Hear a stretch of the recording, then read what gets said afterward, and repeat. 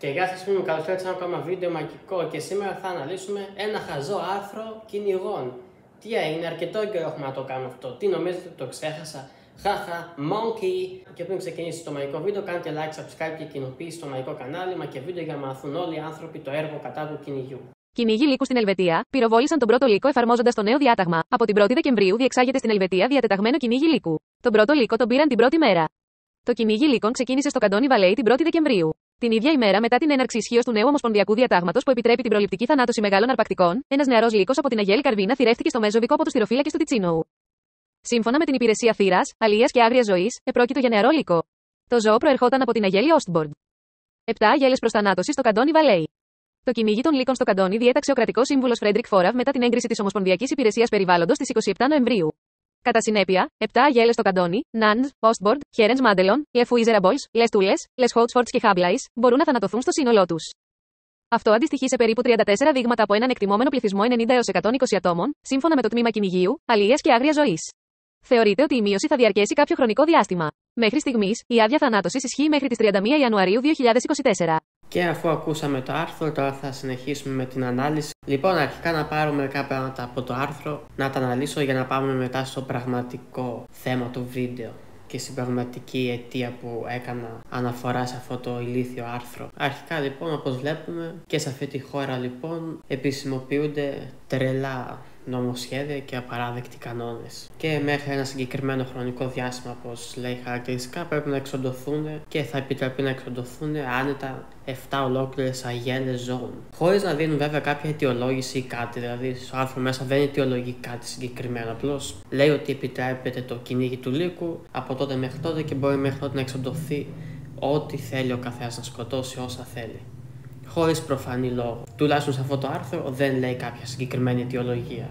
Όχι πως θα δικαιολογούταν και να δίναν κάποια αιτιολογία, αλλά τέλος πάντων. Και δεύτερο και πιο τραγικό είναι πως για ακόμα μια φορά, όπως βλέπετε, παίζουν με τις λέξεις και χρησιμοποιούν τις λέξεις φύση και διάφορα τέτοια, προκειμένου να μπερδέψουν τον κόσμο και να τον κάνει να πιστέψει πως το κυνήγι και η εξόντωση άγριων ζώων είναι κάτι το φυσικό και ότι ο άνθρωπος έχει αυτή τη θέση του ρυθμιστή της φύσεως. Που έχω ξανακάνει έτσι αναφορές σε αυτό το συγκεκριμένο θέμα, ότι ο άνθρωπος να το παίζει ρυθμιστής της φύσης και όλα αυτά. Οπότε ναι, για ακόμα μια φορά παίζουν με τις λέξεις, λένε για φύση, λένε και καλά ότι αυτά τα προγράμματα εγκρίνονται και προωθούνται από φορείς οι οποίοι μιλάνε για τη φύση και τη διαχείριση της φύσης και όλα αυτά. Οπότε προσπαθούν να το ωρεοποιήσουν έτσι, ώστε άμα πέσει κάποιος άσχετος από κυνήγι και φύση σε αυτό το άρθρο να πιστέψει πως ναι, είναι κάτι νορμάλ οι άνθρωποι να βγαίνουν έξω και να εξοντώνουν ζώα, επειδή απλώς πολύ απλά υπάρχει κάποια έγκριση από τον νόμο ή οτιδήποτε. Πετάνε μέσα βέβαια και τη λέξη φύση και λέει ο άλλος εντάξει, νορμάλ θα είναι τότε για να το λένε. Αυτό λίγο πολύ με το άρθρο και αυτά που λέει μέσα. Εντάξει, για ακόμα μια φορά μπάζει από παντού, αλλά τώρα θα αναλύσουμε τον πιο σοβαρό λόγο που έπιασα αυτό το άρθρο. Γιατί στην τελική μιλάμε για την Ελβετία. Καλώς ή κακώς, τι σχέση έχουμε εμείς με την Ελβετία όμως. Βέβαια θα μου πεις εντάξει, οικολογικά νέα είναι αυτά, γιατί να μην τα πω. Και ναι, γιατί όχι, θα τα λέω άμα χρειαστεί. Αλλά εγώ πιστεύω πως αυτό το άρθρο δημοσιοποιήθηκε σε ελληνικό site για κυνήγι για τον εξής λόγο. Όχι για να μάθουν οι Έλληνες κυνηγοί απλώς τι γίνεται στον κόσμο μόνο, αλλά προκειμένου πιθανώς με έναν πλάγιο τρόπο να το φέρουν και στην Ελλάδα κάτι τέτοιο. Γιατί πολλοί το λαχταράνε σίγουρα, την εξόντωση των λύκων και άλλων τέτοιων μεγάλων αρπακτικών στην Ελλάδα. Οπότε φέρνοντας τέτοια νέα με τον δικό τους τρόπο πλαγίως προσπαθούν να ενθαρρύνουν και να πείσουν πιθανώς και το δικό μας κράτος να επιτρέψει τέτοιες καφρίλες. Εγώ δηλαδή έτσι το ερμηνεύω. Σιγά μην τους νοιάζει τώρα με τους Έλληνες, τους μπαρμπάδες, τους κυνηγούς, γιατί στην Ελβετία κυνηγάνε λύκους ή δεν τους κυνηγάνε. Προφανώς εννοείται φέραν αυτό το άρθρο στην Ελλάδα για να ενθαρρύνουν τους μπαρμπάδες αυτούς που λέω να βγουν με τα ντουφέ και να σκοτώσουν. Όχι πως στην Ελλάδα δεν γίνεται παράνομη θήρευση προστατευόμενων ζώων. Σήμερα κιόλας που κάνω αυτό το βίντεο μου έπεσε μπροστά μου μια κοινοποίηση από τον Αρκτούρο που είχαν σκοτωθεί με όπλο 2 αρκούδες σε προστατευόμενη περιοχή εννοείται κιόλας. Τους λύκους δηλαδή δεν θα κυνηγήσουν. Εντάξει, το έχουμε ξαναπεί, θα το ξαναπούμε και τώρα. Κυνηγή ίσον ψυχική ασθένεια, ανισορροπία, δεν στέκουνε όσο για να τους ξυνίζει, αυτή είναι η αλήθεια. Προσπαθούν να δικαιολογηθούν με πολλά επιχειρήματα. Εκεί στο Facebook, ειδικά, έχω πιάσει πολλές φορές κουβέντες με τέτοιους δήθεν. Αλλά εννοείται δεν βγαίνει κουβέντα με αυτούς. Είναι κυριολεκτικά ζώα, όχι σαν αυτά που σκοτώνουν. Χειρότερα. Και νοητικός και από όλες τις άλλες πλευρές που μπορεί να το δει κανείς στην έννοια ζώο. Οπότε λοιπόν. Έτσι, εγώ ερμηνεύω αυτή την προώθηση αυτού του απαράδεκτου άρθρου στην Ελλάδα. Προφανώς για να πείσουν και τους δικούς μας πολιτικούς, ή δεν ξέρω κι εγώ ποιος είναι υπεύθυνος για όλα αυτά τα πράγματα στη φύση πια, να τους πείσουν ότι να και στην Ελλάδα, γιατί όχι, να έχουμε έστω μια ολιγόμενη περίοδο που να σκοτώνουμε τους πολλούς λύκους που έχουμε. Γιατί είναι και αυτό εννοείται. Σύμφωνα με τον μέσο Έλληνα μπάρμπα γιδοφοσκό εκεί έξω, οι λύκοι είναι πιο πολλοί από ποτέ και θα φάνε τα πάντα, δεν θα αφήσουν τίποτα. Ενώ οι λύκοι δεν είναι πουθενά πλέον στις μέρες μας παρά μόνο στην πολύ πολύ βόρεια Ελλάδα. Εκεί που έχουν περιοριστεί πρακτικώς όλα τα άκρως απειλούμενα ζώα της Ελλάδας. Εκεί είναι και λίγο πιο άγρια τα τοπία, λίγο πιο πολύ φύση, λίγο πάει λέγοντας. Βέβαια, κάποιοι λύκοι υπάρχουν και πιο κάτω, η αλήθεια είναι, για τους εξυπνάκηδες που μπορούν να πεταχτούν. Υπάρχουν και μέχρι την Αττική κοντά. Αλλά οι μεγάλοι πληθυσμοί είναι στα βόρεια και αυτό δεν αλλάζει. Γενικά στα βόρεια θα βρούμε όλα τα άκρως απειλούμενα ζώα. Είτε είναι σε πουλιά, είτε είναι σε θηλαστικά. Και όταν λέω για πουλιά, εννοείται μιλάω για πουλιά τα οποία δεν είναι μεταναστευτικά, αλλά πιο πολύ μόνιμα στην περιοχή του, όπως π.χ. η Φάσα, που έχει εκτοπιστεί και εκεί που ήταν κάποτε σε ολόκληρη την Ελλάδα, τώρα είναι περιορισμένη μόνο στα πολύ πολύ βόρεια βουνά, που ακόμα και εκεί συνεχίζεται εννοείται να κυνηγέται κανονικότατα, σαν να μην υπάρχει αύριο. Αυτό συμβαίνει λοιπόν και με τους λύκους, περιορισμένα ζώα και αυτά εννοείται στα πολύ βόρεια μέρη, οι μεγαλύτεροι πληθυσμοί, με εξαίρεση κάποιους που είναι και πιο χαμηλά, αλλά κανονικά αυτά τα ζώα, όπως και όλα τα ζώα εννοείται μια χώρα, θα πρέπει να είναι σε όλο το μήκος και το πλάτος, όχι περιορισμένα και να ζουν με το ζόρι. Αλλά αυτό είναι ότι δεν το παραδέχονται οι αγριοί άνθρωποι που ζουν στα βουνά. Σίγουρα ξέρουν πολύ καλά τι εστί με τους πληθυσμούς τους οι πιο πολλοί, διότι δεν μπορεί να ζει στα βουνά μια ζωή με τους λύκους και τα αγρίμια και να μην ξέρει τι γίνεται με τον πληθυσμό τους. Τουλάχιστον οι λίγο πιο έξυπνοι, που μπορεί να ξέρουν δύο μαθηματικά, μπορεί να υπολογίζουν τους πληθυσμούς. Αλλά δεν τους συμφέρει να πούνε ότι οι λύκοι δεν είναι όντως τόσο πολλοί, λένε είναι πάρα πολλοί, γιατί ελπίζουν ότι κάπως θα πείσουν την κοινωνία και πιο πολύ βασικά το κράτος να επιτρέψει το ελεύθερο κυνήγι όλο το χρόνο, μπας και χαθούν αυτά τα τόσο τρομερά πλάσματα. Αυτό ισχύει για όλα τα άγρια ζώα εννοείται που δεν χωνεύουν οι άνθρωποι. Τα κοράκια είναι παντού, οι αρκούδες είναι παντού, οι λύκοι είναι παντού. Όμως δεν άκουσα κανένα να λέει ότι είναι παντού π.χ.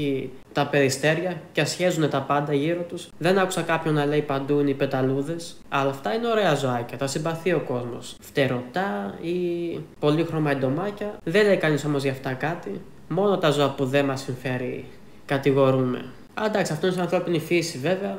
Πάντα κατηγορεί ο άνθρωπος αυτό που δεν του αρέσει, που του ξυνίζει. Αλλά εντάξει, όλα έχουν και ένα όριο φυσικά. Στην τελική, άμα θέλουν να τα βάλουν οπωσδήποτε με κάποιο ζωντανό πλάσμα, τι να πω, ας τα βάλουν με τα μικρόβια. Με τους ιούς, με τις γρίπες και αυτά. Που αυτά όντως είναι μεγαλύτερα προβλήματα και είναι και σίγουρα επίσης παντού στον κόσμο. Αλλά δεν μπορείς να του φεκίσεις τους ιούς και τις γρίπες. Αυτοί οι άνθρωποι τέλος πάντων ζουν στον κόσμο τους κυριολεκτικά και μεταφορικά και προσπαθούν να βάλουν σε αυτόν τον φανταστικό κόσμο και τους άλλους ανθρώπους με διάφορες μυθοπλασίες και διάφορα άλλα γελία λεγόμενα. Ειδικά για τους λύκους έχει πέσει αρκετή μυθοπλασία, το έχω ξαναπεί σε άλλα βίντεο πολλές φορές. Θα τα ξαναπώ και τώρα αφού μιλάμε για αυτό το ζώο. Υπάρχουν σίγουρα οι μύθοι, όπως είπα, ο κλασικός μύθος. Ο λύκος είναι παντού, είναι εκτός ελέγχου, πρέπει να μειωθεί και πάει λέγοντας. Υπάρχει βέβαια και ο άλλος ο μύθος, ο πιο γελίος για εμένα, που εκεί κι αν δεν μπορείς να βγάλεις άκρη, ειδικά με αυτούς τους δίθεν εξυπνάκηδες που θέλουν και να έχουν Facebook και ίντερνετ αντί να πάνε να ζήσουν σε μια σπηλιά, που σου λέει οι λύκοι είναι υβρίδια. Εγώ ξέρω τους λύκους. Αυτοί που βλέπουμε στα βουνά είναι υβρίδια, δεν είναι αληθινοί λύκοι. Και τους λες από κάτω που είναι το πτυχίο της βιολογίας που έχεις για να το πεις αυτό. Και τι θα σου πούνε, ή θα σε βρίσουν επειδή είναι ζώα, ή δεν θα πούν τίποτα. Αυτά λοιπόν είναι τα επιχειρήματά τους όταν τους πεις κάτι τέτοιο.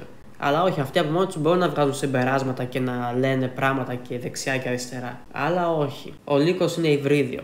Ένας από τους πιο γνωστούς μύθους. Λες και ξέρει ο Μπάρμπας, που το μόνο ζώο που ξέρει είναι το πρόβατο και το κατσίκι, τι σημαίνει υβρίδιο. Λες και έχει τόσες γνώσεις για να έχει και το δικαίωμα να πιάνει μέσα λέξεις και έννοιες όπως υβρίδιο, που είναι καθαρά επιστημονικές έννοιες και άνθρωπος αγράμματος δεν έχει νόημα να ασχολείται με τέτοια. Και που ξέρουν και τη λέξη υβρίδιο, μεγάλη εντύπωση μου κάνει. Λες και ξέρουν όμως αυτή τι σημαίνει υβρίδιο, αλλά τέλος πάντων. Και όλοι αυτοί οι υβριδικοί λύκοι υποτίθεται είναι υβρίδια με σκύλους, που πρακτικώς ο λύκος και ο σκύλος είναι το ίδιο άτομο. Οπότε γενετικώς δεν θεωρείται υβριδισμός αν ζευγαρώσουν αυτά τα ζώα. Είναι μια ενδοδιασταύρωση, τίποτα παραπάνω. Γιατί ο λύκος πρακτικώς εξημερώθηκε πριν χιλιάδες χρόνια και ονομάστηκε μετά σκύλος και είναι όλες αυτές οι περίεργες ράτες που βλέπουμε δεξιά και αριστερά σε καναπέδες ή χωράφια. Βέβαια, μου πετάχτηκε και μια μέρα ένας εξυπνάκιας που μου λέει ο λύκος δεν έχει καμία σχέση με το σκύλο, οπότε ο σκύλος για αυτόν τον άνθρωπο μάλλον απλώς μια μέρα, δεν ξέρω, φύτρωσε από το χώμα. Μια εντελώς ανεξάρτητη μορφή ζωής που δεν κατάγεται από κάπου.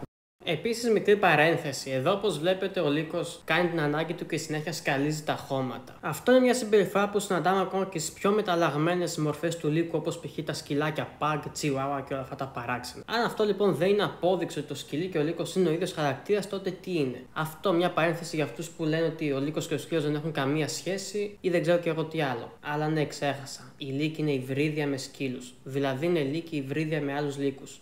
Τι κάθομαι και λέω.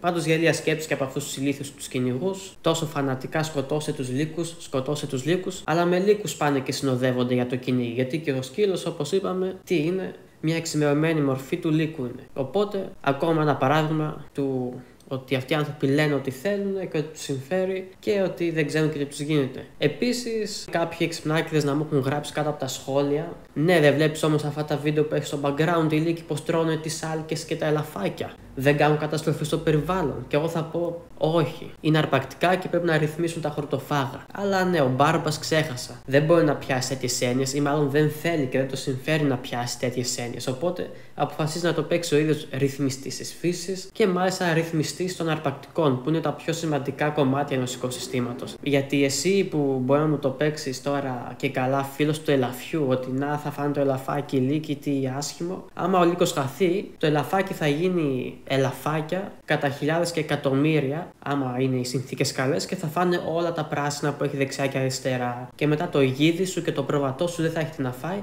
οπότε θα γίνει το ελάφι μετά ο κακός. Τι έγινε τώρα? Σκάλωσες, δεν έχεις να πεις κάτι εξυπνάκια που μπορεί να βλέπεις αυτό το βίντεο. Δυστυχώς όμως αυτά, όσο και να τα λέω, όσο και να τα κράζω, δεν ξέρω πόσοι μπορεί να ευαισθητοποιηθούν στην τελική. Γιατί δεν μπορούν να συλλάβουν μερικοί άνθρωποι αυτά και είναι και αυτοί που απλώς δεν θέλουν να τα συλλάβουν αυτά. Που μπορεί να είναι και οι χειρότεροι αυτή τη κατηγορία. Γιατί άμα έχεις τη λογική να τα καταλαβαίνεις, αλλά δεν θες να τα αποδεχτείς, είσαι χειρότερος. Άμα από την άλλη απλώς νοητικά ελαφρύς και δεν μπορείς να τα συλλάβεις, τι να πούμε. Ελπίζουμε απλώς να μην διαιωνίσεις το γονίδιό σου κάνοντας παιδιά και να κλείσει εκεί η γραμμή αίματός σου. Όχι πως για τους άλλους ευχόμαστε καλύτερα πράγματα, αλλά τέλος πάντων. Οπότε ναι, τραγική κατάσταση. Για ακόμα μια φορά ο λύκος μπαίνει στο στόχαστρο, ακόμα και με τόσο έμεσες και κουτοπώνηρες λύσεις, όπως το να δημοσιεύουν νέα για το τι γίνεται στο κυνήγι λύκου σε άλλες χώρες. Αυτό για να καταλάβετε πόση μανία υπάρχει εκεί έξω για ένα ζώο που στην τελική δεν έχει πειράξει οριακά κανέναν. Μπείτε, δείτε στατιστικά στην Ελλάδα πόσοι άνθρωποι μπορεί να έχουν πεθάνει από λύκο και πόσοι από οικόσιτο λύκο. Με λίγα λόγια, σκύλο. Τα νούμερα σίγουρα είναι πολύ μεγαλύτερα. Γιατί δεν είναι και πολύ σπάνια που ακούμε ότι όλο και κάποιο 5χρονο ή 7χρονο φαγώθηκε από Rottweiler ή Pitbull. Αλλά δεν έχω δει κανέναν κυνηγό να λέει, να βγαίνει έξω και να λέει σκοτώσε αυτά τα σκυλιά, είναι κακά και θα φάνε τα παιδιά και τα πρόβατα. Όχι, μόνο ο λύκος είναι κακός που τρώει επειδή θέλει να επιβιώσει και δεν τρώει επειδή έχει απλώς νευρικότητα και απαράδεκτη εκπαίδευση από το αφεντικό του και τρώει ό,τι κινείται ακόμα και αν είναι άνθρωπος. Όχι. Παρ' όλα αυτά, ο λύκος φταίει. Τα οικόσιτα σκυλιά δεν τα βγάζουν καλά-καλά στις ειδήσεις που μπορεί να φάνε κόσμο. Αλλά ξέχασα, το οικόσιτο σκυλί μπορεί να φάει μόνο κανέναν άνθρωπο. Άμα φάει όμως πρόβατο, τότε γίνεται το κακό της υπόθεσης. Γιατί είναι πολύ κακό όταν ένα ζώο λειτουργεί με το ενστικτό του και θα πάει να φάει την εύκολη τροφή που είναι το πρόβατο και όχι το ελάφι που μπορεί να τρέχει για πόσες ώρες και να κουραστεί. Αυτά λοιπόν, δεν έχω να πω και πολλά άλλα. Για τους λύκους, γενικά, αν δεν κάνω λάθος, έχω κάνει αρκετούτσικες αναφορές και κάποια αφιερωμένα βίντεο. Αυτό μπορεί να είναι και το τρίτο με τέταρτο βίντεο που αφιερώνω. Πάντως, ναι, στο κομμάτι λύκος το έχω αναφέρει και το έχω αναλύσει σχετικά αρκετές φορές στο κανάλι, αλλά τι να κάνουμε. Όταν υπάρχει επικαιρότητα και πόσο μάλλον τόσο απαράδεκτη, κάνουμε επανάληψη στο μάθημα, δεν πειράζει. Γιατί εντάξει, αυτό τώρα το θεώρησα γελίο. Βγάλουν ένα άρθρο από άλλες χώρες προκειμένου υποσυνείδητα και πλαγιαστά να περάσουν οι ίδιους κανόνες με τον τρόπο τους και στο δικό μας τομέα, στη δικιά μας χώρα, γιατί αυτό επιθυμούν κατά βάθος, να εξοντωθούν όλα τα αρπακτικά. Να δούμε μετά τι θα καταλάβουν στην τελική, άμα υποθέσουμε πώς γίνεται αυτό. Οι γελοί λοιπόν, απαράδεκτοι όλοι αυτοί οι τύποι, το έχουμε ξαναπεί, με τους κυνηγούς δυστυχώς δεν βγάζουν άκρη. Το μόνο που μπορούμε να κάνουμε είναι να πολεμάμε με τοπικά. Καμία χαριστική, κανένα άλοθη. Τους πολεμάς στα ίσια, άμα είσαι όντως πιστός και αγαπάς τη φύση και τα ζώα. Δεν υπάρχουν δεξιά και αριστερά δικαιολογίες γι' αυτό. Οι κυνηγοί θέλουν κυνήγημα, κυριολεκτικά και μεταφορικά. Αυτά λοιπόν. Είδαμε ένα ηλίθιο άρθρο, δυστυχώς, ακόμα μια φορά. Τα βλέπουμε και αυτά. Τι να κάνουμε όμως. Εσείς όμως που όντως είστε λάτρεις των ζώων και της φύσης, μείνετε πιστοί, μην έχετε επαφές με τέτοιους ανθρώπους και να τους πολεμάτε. Με όλα τα μέσα και τους τρόπους που μπορεί να έχετε. Όπως δεν δίνουν και αυτοί έλεος, δεν δίνουμε και εμείς έλεος. Μια μέρα το κυνήγι θα καταργηθεί και θα χορεύουμε πάνω από τον τάφο τους. Αυτά. Αντίο.